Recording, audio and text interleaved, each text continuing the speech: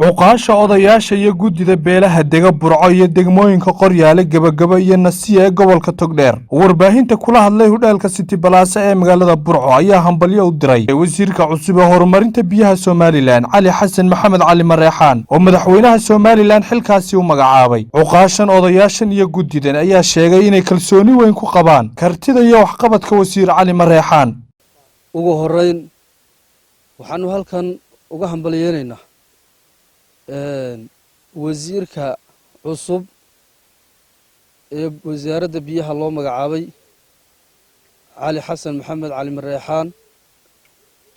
wasiirka waxaanu ugu hambalyeeynaa xilka loo magacaabay waana ugu ducaynaynaa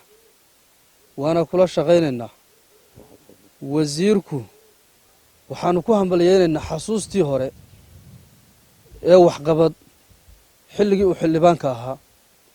xasuustii hore xilligii uu wasiirka ahaa xasuustiisii hore lagu xasuusanayay xilligii aanu xilkaba haynin taladii iyo tabaabushahii uu ardaaga iyo qarankaba ka geystay ayaanu ku hambalyeeynaa oo ku soo dhaweynaynaa waana ku kalsoonahay inuu wax fara badan qaban doono isaga iyo ragga kale ee xilka sii joogay ee garbihiisa noqon doona iyagana waanu hambalyeynaa waa soo dhaweynaynaa hambalyada iyo ducada wasiir waxaanu ku raacinaynaa waa lagu soo hambalyeynaya waana lagu kalsoon yahay gudo iyo dabadba annagoo wakiil ka ah meel kasta oo ay joogto beelweyntan beyle iyo faahiye iyo axmed faarax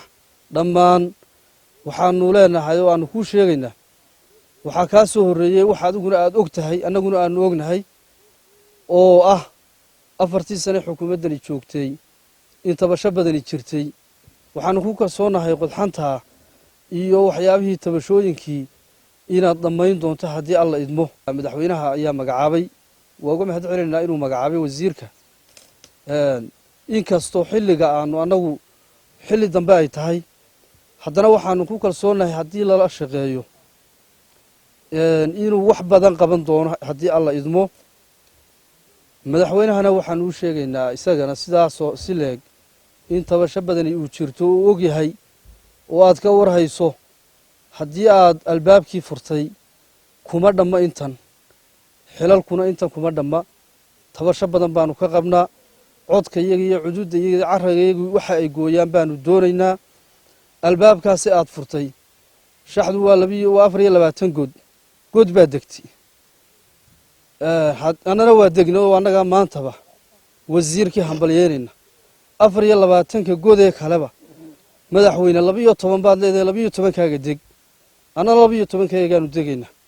haddii dee shaxdu aad inaga xumayso dee cid kaloo lala shaxaana arrada waa joogtaa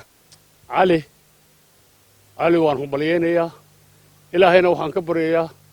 inaad kii dadka iyo dalka sidii hore u anfaca noqdo soonidu waxay la tahay inay dhallinyaranimana kugu raacday baarlamaannimana kugu raacday wasiir ahaanna kugu raacday iminkana ama ha dhammaato ama ha dhowaatee lagu magacow waxaana ila tahay sidaa uu u sheegay guddoomiyuhu sida aad dawladdu dee waanu baranno aad baanu iminka u yar dee in badan lagu soo dhex jiro kolley qofna way la shaqaysaa qofna waa yar utaaggaa uu sheegaya guddoomiyuhu hadday kula shaqaysaanana waanu shaqayn madaxweynaha qaranka ee gartay inuu Cali Maxamed ku soo celiyo golaha wasiirada madaxweyne waad ku mahadsantahay waa kaaga mahad celinaynaa waa kaaga fadhin gobolkan aanu joognay Togdheer dabadaanu ka fadhinaa haddaanu reerka ugu ballaarannahay reerku dabaduu ka fadhiya wax ilaha aanu gobolka ka haynaa ma jirto madaxweyne ku noqo ku amri mayno laakiin waxaanu kaa codsanaynaa gobolka inaad xilalka gobolka ee bannaan inaad noo magacawdo waxaan halkan ka bogaadinayaa waxaan ka hambalyeeynaa wasiirka cusub ee biyaha Cali Mareexaan waxaan leenahay wax soo dhaweynaysaa odayaasha hore beesha soo dhaweynaysaa gaashaanbuuri waana kula shaqaynaysaa waxaan kuu sheegaynaa 4 sanadood ee xukuumaddani jirtay dee inay beeshu ka qatanay marka culayska yaala adiguna uu soo dareensanow in culays baan meesha yaallo taa dareensanow madaxweynahana waxaan leeyahay waa kaaga mahad celinaynaa magacaabista magacooday waxaan hambalyo u jeedinayaa madaxweynaha oo gartay magacaabistii wasiirada inuu ku soo daro cali xasan cali marraxaan oo nin qaran ah oo waddanka u shaqayn kara ummaddana u shaqayn kara annagana mateli kara inuu ku soo daray liiskiisa aad baan ugu bogaadinaynaa waxaan kaloo sheegaynaa halkaa xidhiir fiican baa ka furmay waxaanu aaminsannahay xidhiirkaana in hore loo sii wado oo hore loo sii mariyo annaguna haddii taasi dhacdo garab waanu bixin karaa gaashaana waanu noqon karaa waanu mahadsantii madaxweynaha haddaad garatay bari inaad soo eegto waa alxamdulilaahi rabbialcaalamiin waxaanaanu jecelahay inaad sii kordhiso waxaanu hubnaa haddii sidaa rag sheegay dee madaxweynuhu la shaqeeyo wasiirka inuu wax fara badan qaban karo deegaankan iyo cidda uu metelayana waa kuwanu halkanay taagan yihiinoo waa kalsooni waxaanu ugu soo baxnay waxaanu leenahay xoorkii laga dhamay xagaagii iyo xusuusbaagiina lagu xorgeeyaa cali waxa weeye gobolkan raggii ku suntanaa buu ahaa markuu ahaa xildhibaanka markuu baarlamaanka joogay markuu wasiirka ahaana raggii ugu waxqabadka weynaaba ugu tunka weynaa buu ahaa sidaa daraaddeed baanu leenahay muusow waad